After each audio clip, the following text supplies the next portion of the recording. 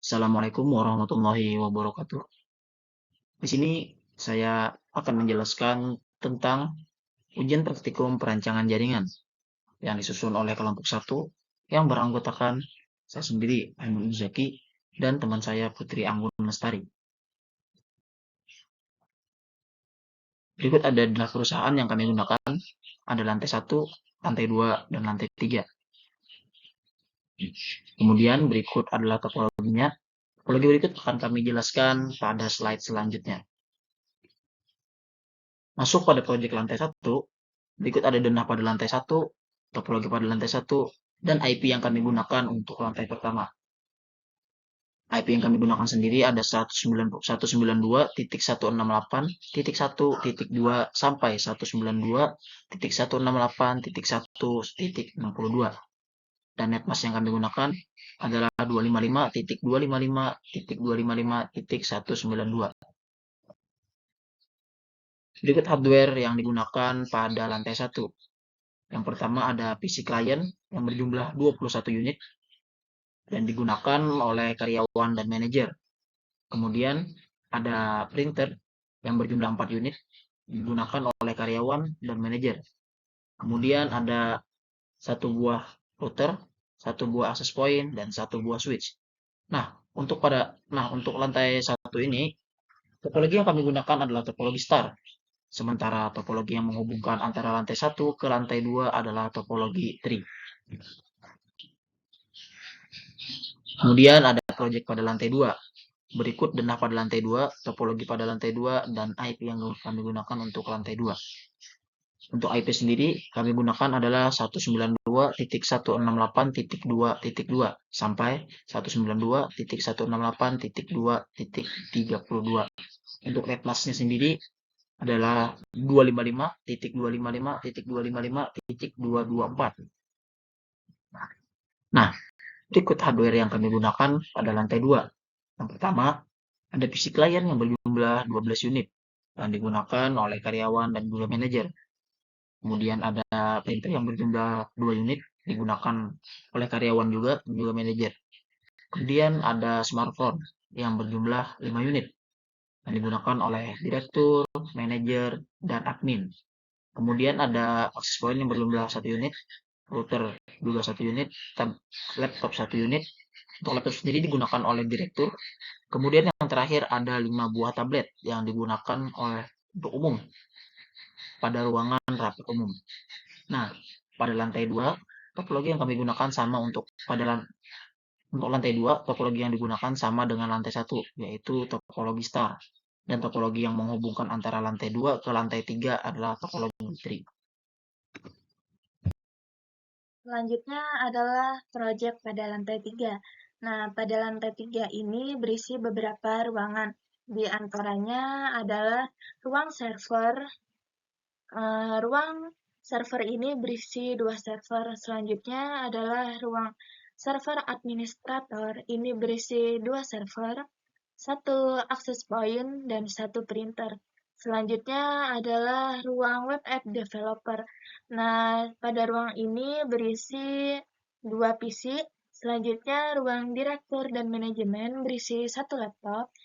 Dan ruang CEO berisi 1 laptop dan 1 printer. Selanjutnya ruang rapat besar. Nah, pada denah lantai 3 ini kami menggunakan topologi star. Nah, kenapa kami menggunakan topologi star? Karena pusat jaringan menjadi terkontrol dan semua jaringan menjadi terpusat. Jika salah satu ada yang bermasalah, maka perangkat lain tidak akan terkena dampaknya. Selanjutnya, pada lantai 3 ini kami menggunakan /28 untuk perencanaan IP-nya. Nah, kenapa kami menggunakan /28?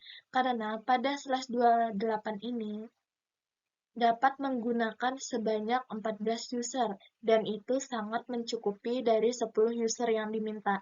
Nah, jika kita menggunakan /29, maka hanya 7 user saja yang bisa dipakai, dan itu sangat tidak mencukupi dari 10 user yang diminta.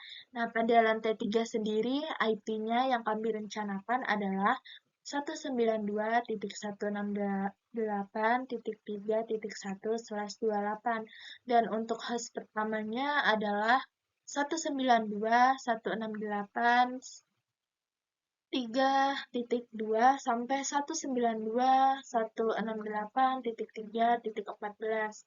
Dan untuk netmarks-nya sendiri itu adalah 255.255.255.240. Selanjutnya adalah hardware device. Nah, untuk PC client ini berjumlah 4 unit dan usernya adalah app developer dan administrator. Selanjutnya adalah printer. Printer di sini ada sebanyak 2 unit, yaitu usernya karyawan dan manajer. Selanjutnya adalah laptop. Laptop ini ada sebanyak 4 unit dan usernya adalah direktur, manajer, dan administrator. Dan selanjutnya adalah access point. Access point ini terdapat satu buah dan router hanya satu. Server ini berisi 2 server seperti yang kita lihat pada gambar, itu ada 2 server. Dan selanjutnya adalah switch. Ini ada 1 server. Nah, seperti yang saya jelaskan tadi, pada lantai 3 ini kami menggunakan topologi star.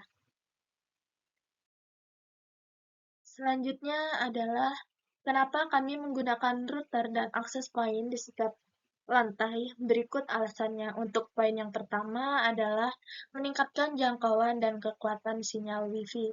Nah, sinyal Wi-Fi itu menyebar dalam bentuk lingkaran dari sumbernya. Semakin jauh jarak dari sumber, semakin lemah sinyalnya. Oleh karena itu, kami menempatkan router dan access point di area yang berbeda di lantai masing-masing dapat membantu menyebarkan arah sinyal Wi-Fi. Selanjutnya adalah mengurangi latensi dan kecepatan. Nah, mengurangi latensi dan kecepatan. Nah, apa sih itu latensi? Latensi adalah waktu yang dibutuhkan untuk data dapat melakukan perjalanan dari satu titik ke titik lainnya. Nah, ketika menggunakan satu router untuk melayani semua pengguna di seluruh gedung, maka router tersebut harus menangani semua lalu lintas jaringan. Hal ini dapat menyebabkan latensi. Nah, dengan menggunakan router dan akses point di setiap lantai, beban jaringan dapat dibagi menjadi beberapa bagian.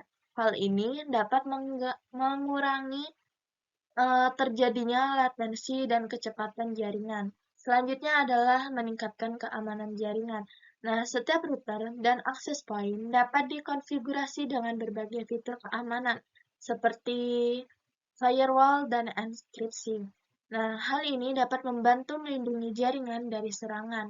Selanjutnya adalah meningkatkan skalabilitas. Nah, dengan menggunakan router di setiap lantai, jaringan dapat diperluas dengan mudah jika diperlukan dengan menambahkan router atau akses point baru. Hal ini karena setiap router dan akses point dapat dihubungkan ke router lain untuk membentuk jaringan yang lebih luas dan besar. Namun, ada beberapa hal yang perlu dipertimbangkan saat menggunakan router dan akses point di setiap lantai, seperti biaya. Menggunakan 2 komponen di setiap lantai dapat meningkatkan biaya dalam jaringan. Nah, itu dapat meningkatkan biaya dalam melakukan perancangan jaringan. Jadi, kita memerlukan perancangan jaringan terlebih dahulu agar tidak melakukan kesalahan saat melakukan perancangan jaringan, karena akan berdampak pada biaya yang kita gunakan. Nah, kesimpulannya adalah penggunaan router di setiap lantai atau akses point di setiap lantai sama-sama dapat memberikan manfaat dan resiko untuk rancangan jaringan bangunan 3 lantai. Namun, hal yang perlu dipertimbangkan adalah kebutuhan dan anggaran dana masing-masing perusahaan yang ingin membangun sebuah rancangan jaringan. Selanjutnya, terima kasih. Baik, Itu saja yang dapat kami sampaikan. Semoga dapat membantu pemahaman kalian. Assalamualaikum warahmatullahi wabarakatuh.